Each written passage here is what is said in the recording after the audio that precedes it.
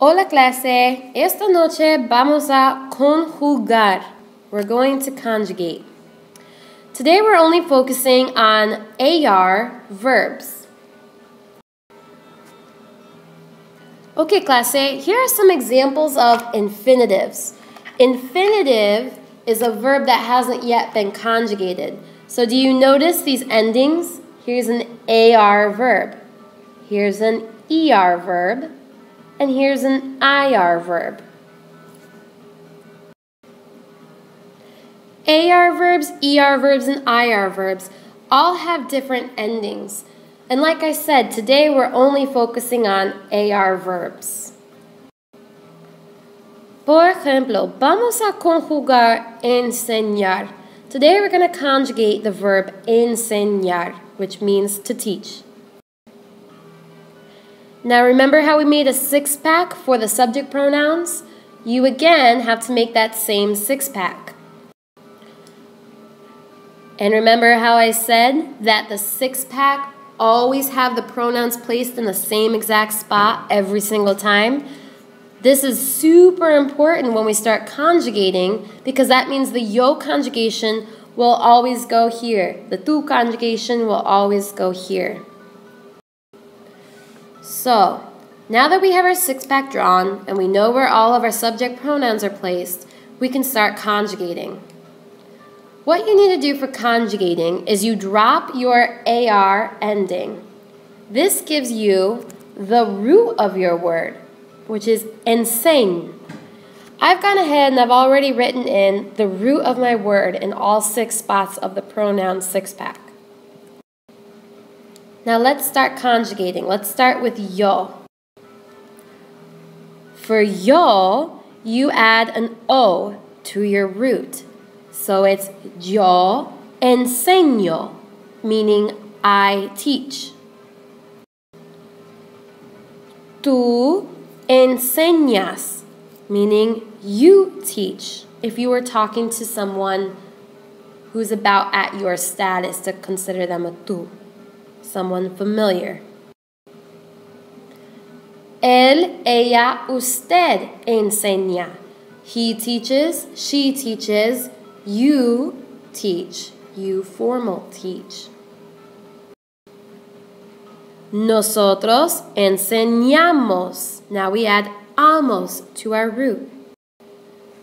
Vosotros enseñáis.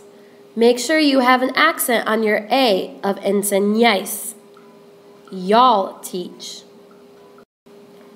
And finally, ellos, ellas, ustedes enseñan. They teach or y'all teach. We conjugate in English all the time. We just don't really think about it because it's our first language, so we don't really have to think about it. But think about the differences in English. I teach, you teach. He teaches. We teach, y'all teach, they teach. That's not much differentiation as there is in Spanish, but still, we conjugate constantly. We just don't really think of it that way. Okay, clase, repitámelo. Enseño. Enseñas. Enseña. Enseñamos. Enseñáis. Enseñan.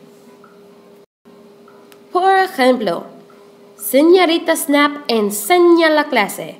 This is maybe a day where I'm teaching the class and the students are getting a little bad. Mi amiga y yo esquiamos mucho. I took my verb esquiar, I dropped my AR ending, and I added amos